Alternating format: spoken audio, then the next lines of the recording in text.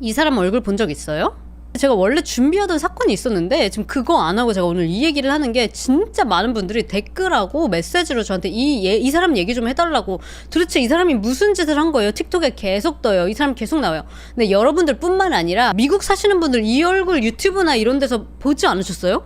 내 알고리즘에도 계속 떠. 저는 처음에 이게 진짜 사람일 리가 없다. 누가 얼굴에 이렇게 타투를 해? 근데 진짜 타투더라고요. 앱 킬 때마다 나와요. 그쵸? 하도 많은 사람들이 지금 미국에서 이 사람에 관심을 갖다 보니까 그냥 관심 없던 사람들 페이지에도 알고리즘에서 자꾸 뜨는 거예요. 도대체 뭐 하는 사람인지. 이 얼굴엔 타투도 기괴하지만 이 사람이 저지른 짓은 더 끔찍한 짓들을 저질렀거든요. 무슨 짓을 저질렀는지 오늘 같이 이야기를 해보도록 할게요. 2019년 봄이었어요. 플로리다에 사는 35살의 멜리사는 새 남자친구를 사귀게 되는데요. 이 남자친구의 이름은 웨이드 윌슨으로 무려 10살이 어린 10살 연하남이었어요. 그러니까 당시 25살인 거예요. 이 남자는. 둘이 어떻게 만났냐? 이 멜리사 전 남자친구가 있는데 헤어지고 나서도 멜리사가 전 남친이랑 계속 그 친구 사이로 지낸 거야. 그 전 남친의 친구였어. 이 웨이드가. 이때는 얼굴 타투가 없네요. 맞아요. 점점 이 얼굴에서 아까 그 얼굴로 변해가는 과정을 이제 이야기를 해드릴 거예요. 벌써 내용이 맵네요. 되게 미국스럽죠, 이것도? 자, 차이가 많이 나는 건 10살 나이 차이뿐만이 아니었어요. 멜리사는 키가 157cm로 굉장히 약간 뿌띠한 데에 비해서 웨이드는 무려 키가 198cm. 40cm 차이예요, 키 차이가. 뭐 아무튼 이런 나이차 키 차이에도 둘이 되게 잘 맞았나 봐요. 둘이 금세 이제 연인 사이로 발전하게 돼서 이제 남친 여친이 된 건데요. 이 웨이드를 만나고 얼마 지나지 않아서 이 웨이드한테 되게 폭력적인 성향이 있다는 거를 금방 알게 돼요. 한 번은 멜리사가 운전하고 있는데 멜리사 핸드폰을 이 웨이드가 본 거야. 근데 그 안에 자기가 마음에 들지 않는 내용이 있었나 봐요. 그랬더니 엄청 크게 막 화를 내면서 엄청 아프게 막 이렇게 꽉 잡은 거야. 키도 덩치도 이런 사람이 이러니까 무섭잖아. 그러니까 멜리사가 막 차에서 내리려고 했어요. 그러니까 못 내리게 하려고 아예 옷을 막 벗겨버리고요. 옷이 벗겨진 상태에서 차에서 막 내려가지고 도망치는 그런 일도 있었어요. 근데 결국에는 도망치던 멜리사를 다시 잡아서 차로 끌고 와가지고 막 목을 조르기도 하고 신체적인 폭력을 행하기도 했어요. 이 일 후에 멜리사가 가만히 있질 않았어. 너무 열받잖아. 아무리 남자친구라도 이게 말이 돼? 그러니까 폭력, 성폭행 혐의로 경찰에 이 남자친구인 웨이드를 신고를 한 거예요. 지금 이 일이 있는 게 2019년이잖아. 근데 2010년부터 무려 20건 이상 경찰에 체포된 이력이 있는 사람인 거예요. 사기, 무단침입, 폭행, 성폭행 등등으로. 자, 그럼 이 웨이드 윌슨이라는 놈은 도대체 어떤 놈이냐? 웨이드는 1994년 5월 20일 플로리다에서 태어난 플로리다 토박이에요. 웨이드를 낳은 이 엄마 아빠는 당시 만 14살, 만 15살이었어요. 엄청 어리잖아. 그러니까 나이가 너무 어리니까 애가 태어나자마자 같은 교회에 다니는 다른 부부에게 입양을 보낸 거예요. 근데 웨이드는 커가면서 그냥 다른 아이와 같았어요. 되게 건강하고 축구하는 거 좋아하고 양부모님도 웨이드를 사랑으로 키웠어요. 평범한 것 같았던 웨이드가 한 14살 이쯤 되면서 갑자기 되게 이상한 행동들을 하기를 시작해요. 갑자기 막 되게 폭력적인 행동을 일삼기도 하고 약물 사용도 시작을 하고요. 그때서부터 절도, 총기, 성폭행 혐의로 기소됐는데 이제 어리고 이러니까 그냥 무죄 판결 받고 그냥 그렇게 계속 살아온 거예요. 그리고 만 18살이 됐을 때는 생부 이름이 스티븐이에요. 스티븐한테 연락해가지고 맨날 아빠 돈 좀 빌려달라고 연락해서 항상 결론은 아빠 돈 좀 빌려주세요. 그래서 실제로 아빠가 뭐 일단 죄책감도 있고 했겠죠. 그러니까 얘한테 돈도 보내주고 아빠도 이제 플로리다 살고 하니까. 자, 아무튼 이렇게 자란 놈이 25살이 돼서 멜리사랑 만나는데 이 멜리사를 때리다가 또 여자친구한테 신고를 당해서 경찰서에 또 끌려온 거예요. 근데 참 사랑이란 게 뭘까? 멜리사는 신고했다가 아니다. 웨이드 사실 좋은 남자예요. 하면서 고소를 취하하고 둘이 또 다시 꽁냥꽁냥 만나요. 그렇게 둘이 만난 지 이제 6개월이 돼가는 2019년 10월 6일이었어요. 플로리다는 늘 화창한 주니까 10월에도 28도인 꽤 따뜻한 날씨였는데요. 이날 멜리사 여자친구랑 그리고 남자친구 웨이드랑 같이 이제 나이트클럽에 가요. 참고로 멜리사가 능력녀였어요. 밀라 스파라는 스파를 운영하는 사장님이었어. 끌고 다니는 차도 2015년형 회색 다츠 차량, 모델명이 다츠 헬캣. 지옥냥이를 몰고 다녔어. 우리 멜리사 언니가. 한국 돈으로 1억이에요. 미국 돈으로 $80,000. 미국의 머슬카예요. 닷지 한국에서도 겁나 비싸요. 아무튼 이 지용냥이로 웨이드를 픽업을 해가지고 나이트클럽에 같이 갔어, 남친이랑. 재밌게 놀다가 제이슨이라는 남자를 클럽에서 만나요. 알던 사이냐? 아니야. 그냥 거기서 처음 만난 사이예요. 근데 이 제이슨이랑 웨이드랑 둘이 뭐 베프처럼 막 처음 만났는데 놀더니 갑자기 남자친구가 얘네 집 가서 우리 약도 하고 재밌게 놀자는 거야. 그러니까 멜리사 언니는 또 연상이잖아. 똑똑해요. 야, 제가 누군 줄 알고 쟤네 집 가서 노냐고. 싫어 했어. 근데 웨이드가 계속 가자고 쫄르는 거야. 멜리사가 되게 단호하게 아니 나는 싫다고, 갈 거면 너 가. 나는 저 남자 집에 안 간다. 그러니까 웨이드가 막 엄청 화를 냈어요. 그래서 둘이 그 클럽에서 막 싸워요. 그러더니 웨이드가 나 잠깐 차에서 뭐 좀 가지고 올게. 그러더니 안 와. 멜리사 언니가 얘 왜 안 와? 하고 클럽에 나가서 보니까 어머? 주차장에서 내 차가 나가고 있네. 이 언니 가방, 소지품, 집 열쇠 다 차에다가 놨는데 내 1억짜리 차 타고 클럽에서 나가고 있다고. 나를 클럽에 버리고. 근데 멜리사 언니는 알았어요. 지금 저거 운전하고 있는 거는 내 남자친구가 아니라는 것을. 왜냐면 이 차는 수동차인데 웨이드가 수동 운전을 할 줄을 몰라. 그럼 누구야? 그 클럽에서 만났던 그 남자 있죠, 제이슨. 이 남자애가 운전해서 거길 빠져나간 거야. 멜리사는 너무 황당하고 열이 받았어요. 난 이제 집에도 못 가. 열쇠도 없어. 왜 미국에선 번호키를 이렇게 안 쓰는지 모르겠는데 아무튼 같이 갔던 친구 에이미가 그럼 우리 집에 가서 일단 오늘 자자. 그래서 그 에이미네 집으로 가서 잠을 자요. 멜리사는 너무 열이 받아서 친구한테 나 이제 그 새끼랑은 진짜 완전 끝이다. 헤어질 거다. 막 열을 내다가 잠에 들었어요. 그리고 다음 날은 2019년 10월 7일 아침 8시쯤에 전화기가 계속 울려가지고 깬 거야, 멜리사가. 봤는데 모르는 번호예요. 근데 전화가 막 수십 통이 와 있는 거야, 새벽부터. 그래서 일어나서 이제 전화를 받았어. 웨이드였어. 멜리사가 좀 장난하냐고 당장 내 차 갖고 오라고 하니까 오히려 웨이드가 별별 입에 담지 못할 쌍욕을 멜리사에게 퍼부었어요. 그 웨이드가 만나서 얘기를 하자는 거야. 일단 만나서 내 차를 받아야 될 거 아니야. 근데 뭔가 직감적으로 둘이 만나면 안 될 것 같다는 생각이 들었대. 그 전에도 나를 막 때리고 이런 일이 있었잖아. 뭔가 따로 만나면 안 되겠다. 그래서 공공장소에서 만나야겠다. 우리 가게 앞으로 오라고. 이 가게가 그냥 가게만 덩그러니 있는 게 아니고 이 앞에 상가들도 있고 다른 가게들도 되게 많거든요. 그래서 그 앞으로 와라. 거기서 만나자라고 했어요. 친구 에이미가 자기 차로 멜리사 가게 앞까지 이제 데려다 줬어요. 마침 웨이드도 차를 타고 여기 도착을 했는데 아니 근데 이 멜리사 언니의 지용량이 그 차가 아닌 거야. 다른 차를 타고 온 거예요. 닛산 까망색 처음 보는 차였어요. 멜리사가 야 뭐야? 내 차 어딨어? 그랬더니 웨이드가 일단 차에 타라고. 차에 타서 얘기하자 그래. 멜리사는 싫다 그랬어요. 이 차에 타면 안 되겠다는 생각이 들었대요. 안 타겠다고 했더니 갑자기 웨이드가 공격적으로 돌변해서 지는 차 안에 앉은 채로 멜리사를 한 손으로 막 잡고 차 안으로 막 끌어들이려고 하는 거예요. 멜리사가 막 비명을 지르면서 안 탄다고 차에 들어가지 않으려고 플랭크 자세를 했다. 이렇게 공중에 두 손을 번쩍 들고 그러면 이게 차로 안 들어가질 거 아니에요. 들어가기 힘들어지겠죠.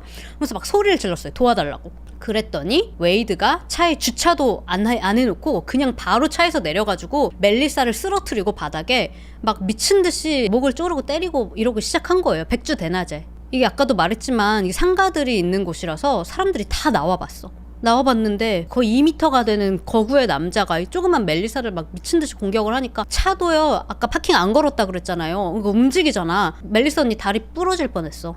다리 여기로 스쳐 지나갔대, 차가. 사람들이 안 도와줬나요? 그러시는데 덩치가 이런 사람이 눈깔이 도른 것처럼 한 사람을 막 이렇게 폭행하니까 그 누구도 나서서 차마 도울 수가 없었어요. 도운 대신 다들 911에 전화를 한 거예요. 빨리 여기를 와달라고. 그 911에서 하는 말이 동시간대에 이렇게 많은 신고 전화가 몰려온 게 이 동네 911에서 처음이었대요. 웨이드는 미친 듯이 멜리사를 끌고 이 차로 계속 데리고 끌고 가려고 했어. 멜리사는 차에 안 끌려가려고 이 계단에 난간 있죠. 난간을 붙잡고 있는 힘을 막 다해가지고 어디 가서 이야기하자 막 얘기를 하면서 이게 시간을 벌려고 그렇게 했대요. 그렇게 막 몸싸움을 하던 와중에 멜리사 언니가 여기 앞에를 보니까 문이 열린 가게가 있었어. 그 가게에서 주인이 일로 오라고, 들어오라고. 이 웨이드가 키가 크잖아요. 웨이드 겨드랑이 밑으로 슉 지나가가지고 그 가게로 도망가고 문을 잠그고 거기 숨어 있었대. 그리고 911이 이제 삐우삐우 소리가 나니까 이 웨이드가 그 까만색 닛산 차 가지고 왔던 거 타고 이제 튄 거야.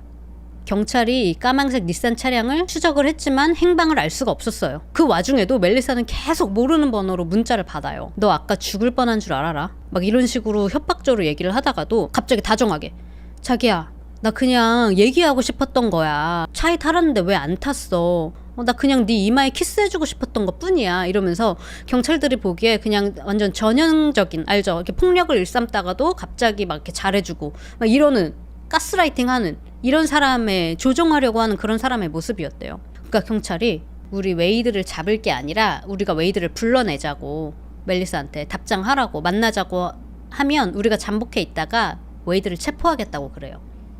그러던 와중에 플로리다 경찰서로 또 실종 신고가 하나가 들어오는데요. 뭐냐면 어떤 남자가, 플로리다의 케이프 코랄이라는 동네예요. 여기는. 여기 초등학교 앞에서 가방을 하나 주셨어. 여자가 들고 다닐 것 같은 이런 꽃무늬 가방 같은 거를 주셨는데 그 안에 지갑이며 신분증이 다 있는 거예요. 그래서 애기 엄마가 여기다가 떨어뜨리고 갔나 보다. 그리고 경찰한테 그 가방을 넘겼어요.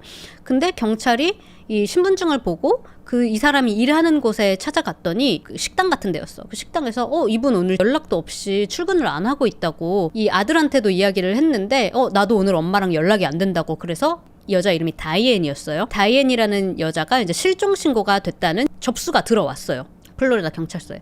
그리고 한편 멜리사는 웨이드한테 우리 만나서 그럼 얘기하자. 여기 근처에 이제 해산물 식당으로 와라. 밥 먹으면서 얘기하자고 했어. 그리고 진짜 웨이드가 이제 거기에 왔어요. 그 식당으로.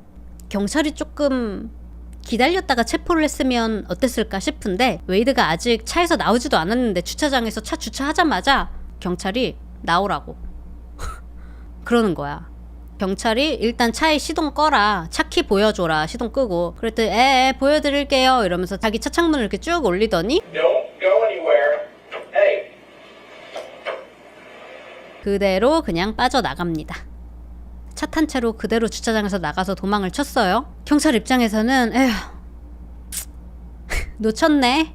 근데 뭐 어차피 뭐 조그만 폭력 사건 정도인데 이걸로 뭐 추격까지 할 일이냐. 대낮에 지금 다른 차들도 많은데 동네 사람들도 막 나다니고 하는데 이러다가 누가 다치거나 이러면 어떡해. 그냥 그렇게 웨이드를 보내요. 근데 평소 같았으면 짜증나잖아. 경찰이 또 이러면서. 근데 이번 사건은 특이하게도 경찰이 이 웨이드를 놓쳤기 때문에 더 많은 일들이 줄줄이 알려지게 된 그런 좀 특이한 케이스예요. 웨이드를 놓치고 얼마 지나지 않아서 경찰서에 조씨라는 남자가 굉장히 다급하지만 낮은 목소리로 경찰에 신고 전화를 해요. 여기 내 지인이 사람을 죽인 것 같다. 빨리 여기로 출동을 해달라고 그러는 거예요. 저희 조씨라는 남자는 멜리사의 친구예요. 플로리다에서 마테오 그래픽스라는 인쇄소를 운영하고 있는 남자인데 경찰이 여기 그 인쇄소로 도착을 했어요. 근데 그 지인이라는 사람은 도망가고 없는 상태야. 그래서 그 사람을 죽인 것 같다는 그 지인 이름이 뭔데요? 그랬더니 웨이드 윌슨이래. 지금 동일 인물인 거예요. 나는 얘를 뭐 친구도 아니고 그냥 멜리사를 통해서 그냥 아는 사이인데 갑자기 느닷없이 내 인쇄소에 찾아와가지고는 어디서 몸싸움을 하고 왔는지 멜리사랑 막 싸우고 그랬잖아. 이 치아도 좀 나가 있는 상태고 막 몸에는 피도 묻어 있는 상태였고 그 상태로 내 인쇄소에 찾아와서 완전 패닉해가지고 나 비행기 티켓 좀 끊어달라고. 아니면 버스 티켓이라도 좀 사달라고. 나 지금 빨리 여기 떠야 된다고 그렇게 얘기를 하더래요. 그러니까 조씨는 황당하죠. 그래서 무슨 소리 하는 거냐고. 아니 나 지금 돈 없어. 그렇게 얘기했더니 웨이드가 나 사람을 죽였다고. 그래서 조씨가 이미 알고 있었거든요. 멜리사랑 아침에 무슨 일이 있었는지. 그래서 웨이드 진정해라. 멜리사 안 죽었다. 그랬더니 웨이드가 그게 아니라고. 내가 사람들을 죽였다고. 빨리 비행기 티켓이든 버스 티켓이든 배 티켓이든 뭐든지 좀 빨리 끊어달라고 그러는 거야. 그래서 이 조씨가 야 담배 한 대 피고 진정하고 여기 있어. 나 잠깐 하던 일이 있으니까 그것만 마무리하고 바로 올게. 이러고 바로 전화기로 달려가서 경찰한테 전화해서 빨리 와달라고 이렇게 얘기를 한 거예요. 근데 경찰이 왔을 때는 이미 웨이드는 자리를 뜨고 없는 상태였어요. 근데 검정 닛산 차량을 그대로 거기에 또 놓고 간 거야. 그래서 경찰이 혹시 트렁크나 차 안에 시신이 있을까 봐 굉장히 긴장을 하면서 차 안을 조심스럽게 천천히 살펴봤지만 차 안에는 아무도 없었어요. 대신 차 시트에 피 자국들이 막 있었고요. 그리고 핸드폰이 하나 있었어. 아까 실종자 접수된 사람 있죠. 다이앤이라는 여자의 핸드폰이었고요. 그럼 이 차는 누구 건가? 차량 번호를 조회해보니까 35살의 크리스틴이라는 여성의 차로 조회가 됐어요. 순간 경찰이 멜리사가 오늘 하루 종일 웨이드가 아니라 다른 사람 전화번호로 계속 연락이 왔었다고 얘기한 게 생각이 났어. 그래서 멜리사한테 전화해서 혹시 그 번호가 뭐냐? 그래서 멜리사가 알려줘서 그 번호 조회를 해보니까 아니나 다를까 이 핸드폰 번호의 주인도 크리스틴 거인 거예요. 이 사진에서 조금 어두운 색 머리 있죠. 이 여성분의 이름이 스테판이에요. 둘은 10대 때부터 둘이 같은 일리노이 출신이고 같이 플로리다로 이사오고 10대부터 절친인 같은 식당에서 지금 알바도 같이 하는 베프 사이였어요. 경찰이 스테판이한테 연락을 하는데 스테판이가 하는 말이 안 그래도 나도 오늘 하루 종일 친구 크리스랑 연락이 안 된다 그러는 거야. 그래서 마지막으로 본 건 언제였냐 그랬더니 오늘 아침이었대. 그래서 뭐 하고 있었냐고 물어보니까 아니 사실 어제 크리스틴이랑 플로리다의 부다바라는 이름이 부처님 바예요. 아무튼 그 부다바에 가서 술 한 잔씩 하면서 놀고 있었는데 웬 키가 큰 남자가 우리 앞에 뿅 나타나더니 이 크리스틴한테 되게 관심을 보이면서 안녕하세요. 제 이름은 JR이에요. 둘이 왔어요? 저희도 둘인데 같이 노실래요? 이랬다는 거야. 그 JR이라는 사람은 제이슨이라는 친구랑 둘이 있었대요. 2대2로 부처님 바에서 같이 술 마시면서 논 거야. 지금 말하는 이 JR이 웨이드예요. 그러니까 여자친구 클럽에 버리고 그 클럽에서 만난 남자한테 여자친구 운전대 맡기고 자기는 수동 운전을 못하니까 부처님 바로 간 거야. 부다바로. 그리고 이 여자 둘을 만나서 우리 같이 한잔 할까요? 합석할래요? 해서 2대2로 같이 놀게 된 거예요. 자기 이름 웨이드인데 JR이라고 가명을 썼죠. 크리스틴도 JR이 귀여운 거야. 그래서 막 친구 스테파니한테 야, 쟤 보조개 좀 봐. 너무 귀엽다 그치? 이러고 스테파니도 쟤 좀 귀여운 것 같아. 이러면서 둘이 막 바에서 하트 시그널을 뿅뿅 보냈대요. 그 바 영업 종료할 때까지 논 거야. 그리고 이제 서로 헤어지기가 아쉬웠어요. 그러니까 웨이드랑 이 제이슨이 우리 애프터 파티 하자고. 제이슨네 집이 요 바로 근처이니까 우리 얘네 집 가서 애프터 파티 하자고 4시 멜리사 차를 타고 제이슨네 집으로 가요. 참고로 제이슨은 당시에 엄마랑 같이 살고 있었는데 엄마는 안 주무시고 소파에 그냥 편하게 입고 TV 보고 계셨어. 근데 이 아들놈이 늦은 시간에 술 잔뜩 취해가지고 친구들 데리고 온 게 지금 짜증이 나는 거야. 그러니까 뭐라고 했나 봐 제이슨한테. 야 이렇게 늦게 다니면서 친구들 집에 왜 데리고 오냐고. 그랬더니 제이슨이 얘들아 쉿, 우리 엄마 방해하면 안 되니까 조용히 얘기하자. 그래서 되게 속닥 이렇게 하면서 아니 다들 성인인데 지금 막 30도 넘고 했는데 가가지고 애프터 파티라며 되게 이렇게 속닥 눈치 보면서 얘기를 해야 되는 거야. 근데 그 와중에 크리스틴이랑 JR 웨이드 이 둘이 서로 눈이 맞았잖아요. 아까부터. 둘이 제이슨 방에서 관계를 가졌대요. 둘이 관계하는 중에는 스테판이랑 그 집주인인 제이슨은 밖에 나가서 그냥 담배 피고 술 마시고 있었고요. 둘이 거시기 뽕짝을 마치고는 넷이서 술도 더 마시고 코카인까지 하고 그러다가 이제 제이슨이 야 우리 엄마 화났다고 엄마가 너네 가래. 그러니까 크리스틴이 그럼 얘들아 우리 집으로 가자. 그 제이슨이 난 못 가. 엄마 화나서 나 이제 집에 있어야 돼. 그래서 크리스틴, 스테파니, JR, aka 웨이드 이 셋이서만 그 크리스틴 집으로 이동을 하자 이렇게 된 거야. 근데 지금 차가 한 대밖에 없잖아. 멜리사 언니 차 회색 다찌밖에 없는데 이거 올 때는 제이슨이 운전했거든? 근데 그 웨이드가 운전을 하려고 하니까 운전을 할 줄을 몰라. 수동이라서. 이거 일단 후진해서 나가야 되는데 후진도 못 하더래요. 자 그래서 결국 우버를 불러요. 우티 택시를 불러서 이렇게 셋이서 크리스틴네 집에 갑니다.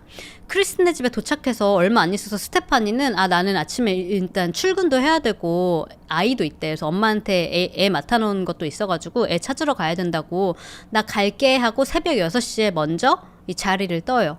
이 스테파니가 이 집을 떠나면서 크리스틴한테 야 저 남자랑 있어도 괜찮겠지? 물어봤대. 그랬더니 크리스틴이 걱정하지 마. 내가 내일 일어나서 연락할게. 이러고 이 크리스틴 집에 크리스틴이랑 웨이드만 남게 됐어요. 그 다음날 스테파니가 크리스틴에게 일어났어? 문자를 보냈는데 친구한테 답장이 하루 종일 안 오는 거야. 스테파니는 그냥 어제 좀 많이 마시고 모르던 남자도 만나고 그랬으니까 피곤한가 보다. 아직도 자나 보다. 이러고 그냥 별 생각 안 하고 있었단 말이에요. 근데 경찰한테 전화를 받은 거야. 혹시 친구랑 연락 되시냐고. 경찰이 스테파니한테 웨이드의 사진을 보여줘요. 혹시 당신이 말한 JR이라는 사람이 혹시 이 사람이냐고. 그랬더니 스테파니가 맞아요. 이 사람이 저희가 어제 만난 JR이에요. 이 이야기를 듣고 경찰이 곧바로 크리스틴 집으로 출동을 해요. 이 집 문은 열려져 있었고요. 주방에서 침실하고 연결되는 그 공간이 있는데 거기 웬 이불이 돌돌돌돌 말려져 있는 거야. 그냥 딱 보면 이불이랑 의류랑 막 이렇게 막 뭉쳐있는 것 같았어요. 그리고 그 옆에 크리스틴이 키우던 고양이가 이렇게 웅크려서 이렇게 누워 있었대. 그래서 크리스틴 씨 찾다가 아무도 없는 거야. 이 뭉쳐져 있었던 고양이가 옆에 있는 이 이불을 이렇게 들춰보니까 아니나 다를까 갑자기 사람 다리가 툭 나오는 거예요. 돌돌 말린 이불 속에는 크리스틴이 이미 사망한 채 거기 있었어요. 발견된 크리스틴 상태는 몸 이것저것에 멍이 가득했고요. 얼굴은 잔뜩 부어있는 상태였고 뼈도 막 부러지고 얼마나 맞서 싸웠는지 손톱들도 다 부러진 상태였어요. 지금 하루 만에 데이트 폭력 사건으로 시작해서 지금 살인 사건까지 발견하게 된 거예요.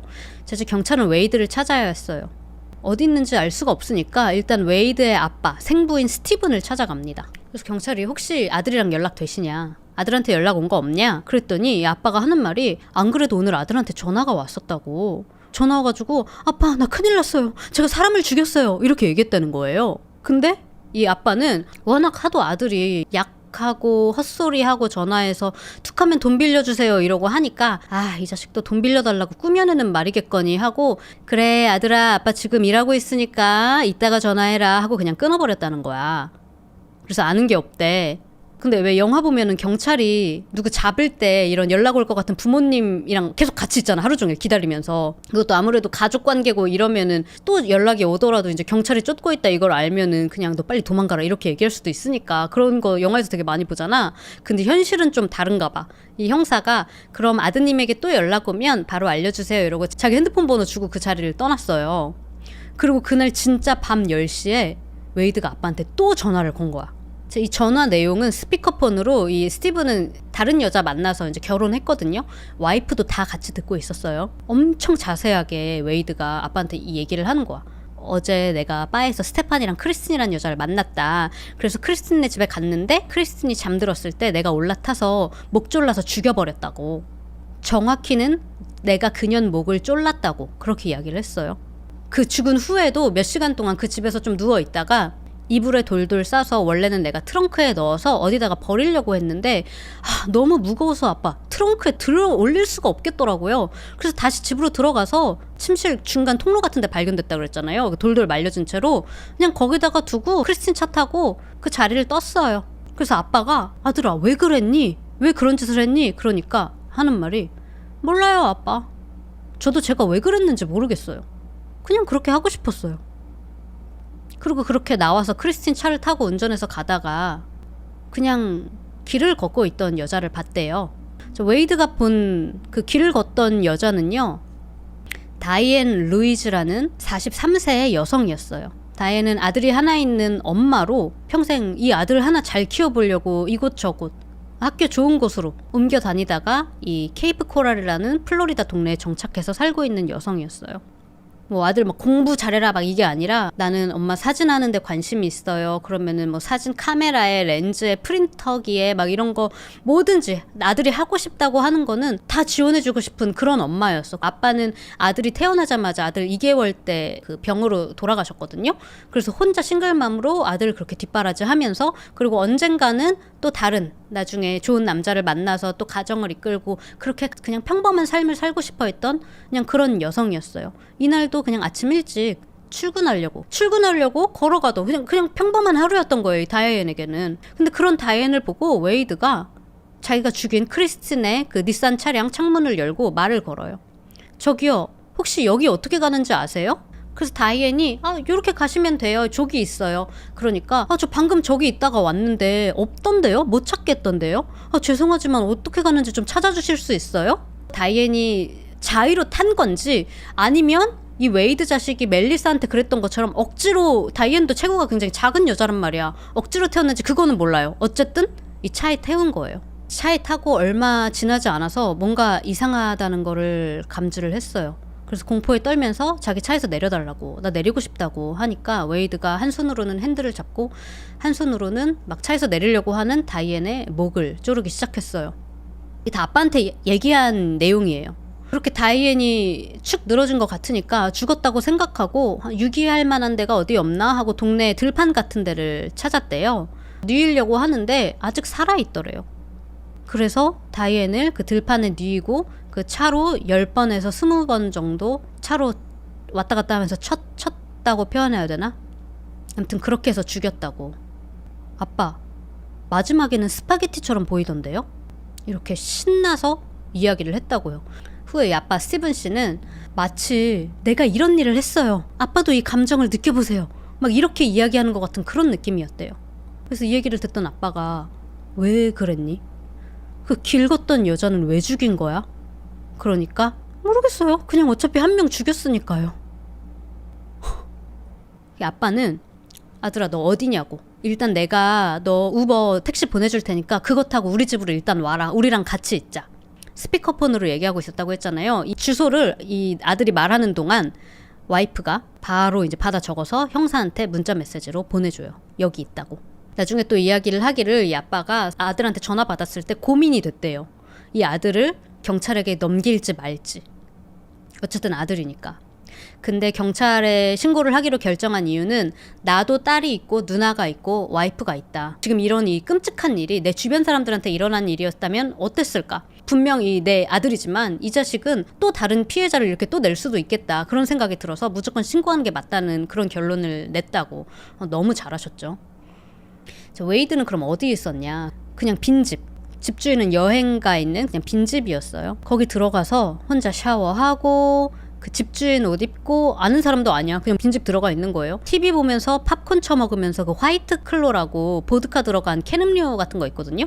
그거를 5캔이나 쳐 마시면서 아빠한테 소파에 누워서 이렇게 전화하고 있었던 거야. 아빠가 보내준다던 그 택시기사가 아니라 웨이드는 경찰들을 맞닥뜨리게 됩니다. FBI도 출동을 했어요.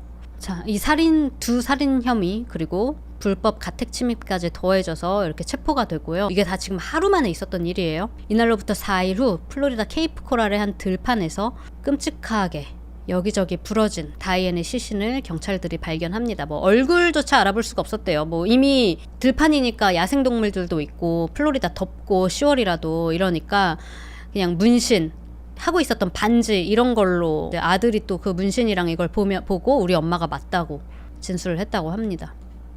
처음 체포됐을 때 웨이드는요 경찰 조사실에서 햄버거에 감자튀김 처먹으면서 거의 무슨 자랑하듯이 경찰들에게 아주 상세하게 자백을 했어요. 내가 이렇게 했고 저렇게 했어요 하면서 뭐라고 표현을 하냐면 이렇게 생각하시면 돼요 경찰관님들. 저는 사자고 내 피해자들은 먹잇감이라고 생각하면 된다고. 그리고 자기가 그들을 어떻게 죽였는지 차로 몇 번 그렇게 쳤는지 막 그런 이야기까지 아무렇지 않게 감자튀김에 케찹 찍어서 처먹으면서 그렇게 얘기를 했다고. 그러더니만은 한 달 정도 지나서 매스컴들이 막 인터뷰를 요청했단 말이에요. 왜 그랬냐 그랬더니 그제서야 하는 말이 내가 죽인 거 아니라고. 제가 크리스틴을 만났던 건 맞는데요. 그 집에서 제가 아침에 나왔을 때 크리스틴 멀쩡히 살아있었어요. 다이앤? 아니 걸어다니길래 제가 차 태워서 버스 정류장까지 데려다 줬는데? 근데 갑자기 죽은 채로 발견된 거지 저랑은 상관없어요. 이렇게 얘기를 했다가도 또 다른 매스컴에는 다이앤 나는 만난 적도 없다. 그렇게 말을 바꾸기도 하고 또 어디 가서는 사실은 내가 인신매매 조직에 연루가 됐다.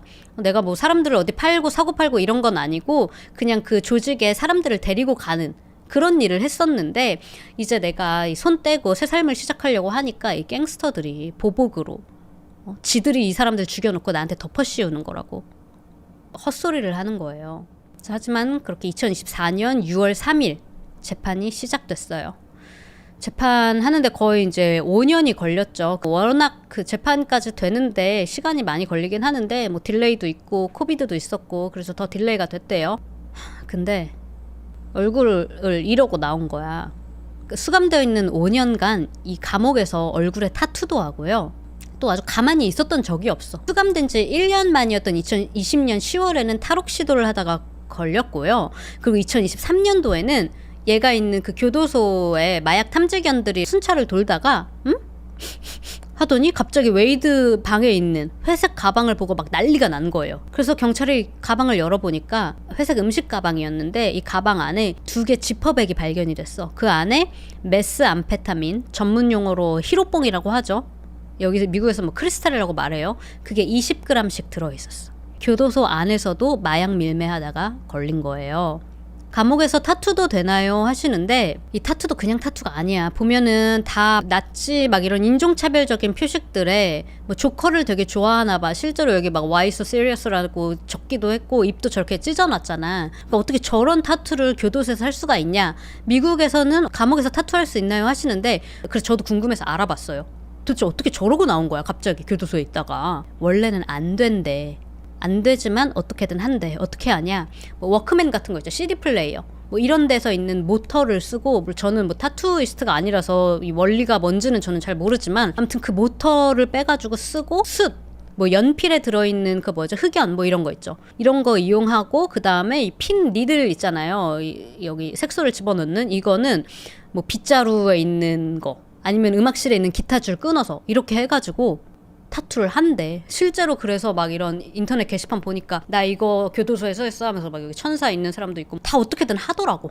사실 이 법원에 이렇게 출석하기 전에 이 얼굴이 이렇다는 거를 판사도 들었어. 그러니까 이 웨이드한테 너 얼굴에 문신 이거 화장으로든 뭐 어떻게든 좀 가리고 나올 수 있도록 내가 해주겠다. 그런 기회를 줬어요. 왜냐? 미국엔 배심원들 있잖아. 이런 누가 봐도 눈살 찌푸려지는 지금 문신들이잖아요. 인종차별적이고 이런 쓰레기 같은 문신들이니까. 그러니까 저런 문신이 배심원들의 의사결정에 관여를 할 수도 있으니까 얼굴 이거 가리고 나올 수 있게 해주겠다. 했는데 그렇게 했는데도 불구하고 상관없어요 라는 듯이 재판 3일 내내 저 면상을 가지고 뭐 법의 심판을 받겠다고 저러고 나온 거예요. 이 재판의 쟁점은 이 두 여성을 죽였냐 안 죽였냐가 아니었어요. 두 여성을 살해한 거는 명백했으니까요. 웨이드 변호사가 하는 얘기는 이건 계획살인 1급 살인이 아니라 2급 살인, 우발적 범행이었다. 이거를 주장하는 거야. 플러스 심신미약. 그러면서 그날 크리스틴이랑 스테판이랑 뭐 제이슨이랑 마약했다, 코카인을 하면 뭐 이런 부작용이 있을 수 있고 이런 마약이 뇌에 어떤 영향을 미치고 그래서 살인을 저지른 거다 어쩌고 저쩌고 하는데 반대로 검사는 아니 마약 때문에 살인 저지른 거면 그날 같이 했던 제이슨하고 스테파니는 둘이는 몇 시간 있다가 출근도 했다. 특히 스테파니는 자기 애 찾아서 학교 등교도 시켰어요. 그럴 거면 다 같이 살인 저질러야지. 그러니까 마약이나 술로 변명하지 말라고. 그리고 심신미약을 주장하기에는 자기가 죽이고 나서 자기가 어떻게 죽였는지 사람들한테 뭐 약간 자랑 섞이게 이렇게 막 말하고 다니지 않았냐. 애가 무슨 짓을 하는지도 모르는 그런 상태가 아니다. 왜냐면 사람들 찾아가서 나 도망가게 비행기 티켓 끊어달라고 막 그랬잖아요. 자기가 무슨 짓을 했는지 정확히 알고 있었다 라고 주장을 했어요. 우발적 범행이 아니라 계획살인이 맞다라고 말을 하는 것도 어쨌든 크리스틴이 잠들기를 기다렸다가 크리스틴 위로 올라가서 목을 졸라서 죽였죠. 다이앤 같은 경우도 3번이나 목 졸랐는데 죽었는 줄 알았는데 3번이나 다시 깨어났대요. 근데 어쨌든 끝까지 그렇게 다시 목을 조르고 차로 하고 그렇게 해서 결국에 죽였잖아. 근데 이게 계획살인이 아니면 뭐냐, 이게 어떻게 해서 우발적 범행이냐 이렇게 반박을 했어요. 자, 이어서 두 정신건강 전문가 2명이 웨이드 정신감정 결과를 진술을 했는데요. 웨이드는 양극성 장애, 우울증, 불안증, 조현병, 그리고 뭐 반사회적 인격 장애, 뭐 적응 장애 등등을 겪고 있는 것 같다. 그리고 아마 뇌 손상을 겪고 있는 걸로도 보인다고 이야기를 했대요. 근데 CT 촬영을 했는데 그런 뇌 손상이 있거나 이런 부분은 보여지지 않았대요. 근데 전문가 말로는 CT로는 보이지 않지만 뭐 영향이 있을 수는 있다라고는 해요. 자, 플로리다는 사형이 있는 주예요. 배심원 12명 중에 8명이 사형을 권고하면 판사가 이제 최종 판결에서 고려를 해요. 배심원들이 그럼 어떤 결정을 내렸냐? 크리스틴 살인 사건에 대해서 배심원들 12명 중에 9명이, 그리고 다이앤 사건에서는 12명 중에 10명의 배심원이 사형을 권고를 했어요. 자, 그래서 오는 2024년 7월 23일 오후 한국 시간으로는 7월 24일에 판결이 날 예정인데요. 근데 확실히 모르겠어. 왜냐면 지금 웨이드가 재판 다시 하고 싶다, 다시 해달라라고 신청을 했대. 그래서 이게 승인이 될지 기각이 될지 아직 모르고요. 그래서 제가 한국 시간 24일에 어떤 판결이 나는지 혹은 딜레이가 되는지 고정 댓글로, 오늘 영상 고정 댓글로 뉴스 올라온 대로 바로 업데이트를 해드릴 테니까요. 다시 이 영상 찾아오셔서 댓글로 어떤 판결을 받았는지 이제 확인해 보실 수 있을 거고요. 되게 씁쓸한 게 이 사건이 있었던 2019년에는 이 정도로 막 뉴스가 많이 알려지지 않았어요. 근데 얼굴이 이러고 나오니까 썸네일에 사람들이 클릭을 안 할 수가 없는 거야. 사람들이 엄청 이 사람 뭐야 하면서 다들 보게 되고, 많은 사람들이 보니까 알고리즘에도 뜨면서 더 많은 사람들이 보게 됐죠. 맞아요. 틱톡에 엄청 뜨더라고요. 네. 얼마나 많이 알려졌는지 지금 지구 반대편에 있는 한국 분들도 지금 틱톡에서 이거 봤는데 무슨 내용인지는 다들 잘 몰라. 그러니까 얘기해 주세요 하시는데 실제로 틱톡에서 뭐 이 사람이 무슨 짓을 했는지 간단하게 얘기하는 것도 나오지만 되게 많은 영상에서 특히 초반에 타투가 어떤 의미인지 타투가 너무 특이하다. 뭐 정말 더 심각하게는 키도 크고 너무 잘생겼다. 섹시하다면서 막 배경음악에 얘가 법원으로 이렇게 출석하는 이 워킹 장면에 섹시한 배경음악 막 깔고 무슨 왕자님처럼 실제로 막 러브레터 쓰고 막 사랑 고백하는 영상이 올라오고 이 외모랑 문신으로 너무 집중을 많이 받은 거예요. 아무튼 정신 나간 인간들이 많아. 뿐만이 아니라 틱톡으로 또 이 웨이드랑 사귀었던 전 여친이 나와요. 나한테도 그렇게 막 나 목 조르고 폭력적으로 나 때리고 해서 경찰서 갔었다. 근데 경찰서 데리고 갔는데도 별 처벌 안 받았다. 아니 그러니까 나는 지금 2010년부터도 이미 20건 넘는 이런 체포 전과가 있었잖아요. 전 여친이라고 하는 여자도 사귄 기간을 보니까 멜리사 바로 전이야. 그럼 그 전에도 이런 일이 있어서 신고하고 경찰서까지 갔는데 자꾸 방생시켰잖아. 아무 일도 생기지 않았잖아. 그래서 왜 자꾸 이런 쓰레기를 사회로 방생을 시키냐고. 난 뉴욕만 그런 줄 알았는데 플로리다도 그렇네. 그리고 멜리사도 공공장소에서 만났으니까 진짜 다행이지. 그 차 탔으면 살아있지 못했을 수 있겠죠. 멜리사 헬켓은 돌려받았나요? 아마 그러지 않을까요? 제이슨네 집에 파킹해놓고 거기 그대로 있었을 거예요 아마. 어쨌든 이런 외모 때문에 이런 타투 때문에 이 남자에 대해서 굉장히 많이 막 바이럴이 됐지만 우리가 더 알아야 되는 거는 이 악랄한 악마 같은 인간 때문에 아무 죄도 없는 두 사람의 생명이 빼앗겨졌다는 거. 첫 피해자인 35살의 크리스티는 항상 되게 유머러스하고 아이들 되게 좋아하고 언젠가 가정을 또 이루고 싶어 했고 그래서 자기 조카의 데모이기도 했고 항상 사랑받았던 그런 크리스틴이었고요. 두 번째 피해자인 다이앤의 경우에도 아들한테 헌신하고 이렇게 싱글맘으로 힘들게 일하면서도 지역에 있는 홈리스들 쉘터에서 봉사도 하고 기부도 하고 그랬던 여성이었는데 이 나중에 아들이 법정에 서서 그 당시 고등학교 1학년인가 그랬대요. 자기는 엄마가 실종됐다는 그 소식을 듣자마자 뭔가 직감적으로 뭔가 잘못된 것 같다는 생각이 바로 들었다고. 엄마가 나 성공하기를 나 잘 되기를 너무너무 바랐는데 자기는 엄마한테 그런 일이 생기고 나서 그 이후에도 공부 열심히 하고 자기 지원했던 대학교 다 붙었다고. 심지어 한 학교에서는 전액 장학금도 지원해주겠다고 그랬대요. 근데 이제 우리 엄마는 내가 대학 졸업하는 것도 못 보고 결혼하는 것도 못 보게 됐다고 그렇게 이야기를 했어요. 앞으로 어떤 판결이 나오는지 제가 또 팔로우업하고 여러분들한테 고정 댓글로 알려드리도록 하겠습니다. 자, 오늘 제가 준비한 이야기는 여기까지고요. 저는 다음 미국 사건 사고로 또 찾아오도록 하겠습니다. 법원에서 있었던 그 내용들을 다 봤는데 웨이드가 되게 그 배심원들이 사형을 권고했다. 여기까지 나오는데도 표정이 그냥 아무렇지도 않아. 배심원들이 사형 권고를 했다 얘기할 때도 이 표정. 다이앤의 아들, 크리스틴의 친척, 가족들이 나와서 피해자들이 어떤 사람들이었는지 너가 이런 짓을 했다 이런 얘기할 때도 이 표정. 그냥 저러고 계속 앉아있는 거야. 그러니까 마치 감정이 없는 것 같다. 되게 덤덤하게 있었다 그러는데 저런 척 하는 것 같아요. 왜냐면 경찰들 자기 잡으러 왔을 때 자기가 쫓긴다는 걸 알고 나서 조씨한테 막 찾아가서 나 빨리 완전 패닉했다 그랬어. 완전 미친 사람처럼 나 빨리 비행기 티켓 끊어달라고. 배 티켓이든 뭐 버스 티켓이든 뭐든지 빨리 끊어달라고. 나 여기 빨리 도망가야 된다고 그랬잖아요. 나 죽기 싫은데? 이러고 있는데 그냥 겉으로는 자기 되게 센 척하고 있는 게 아닌가. 저는 그런 생각이 들더라고요. 그리고 매스컴에도 자기 나쁜 사람처럼 보이고 싶지 않으니까 그렇게 얘기한 거잖아요. 나 관련 없다. 나는 무슨 뭐 갱스터 조직에 연루가 됐었어서 그 사람들이 나한테 덮어 씌우려고 하는 거다. 막 이러기도 했잖아. 바로 몇 년 전까지만 해도.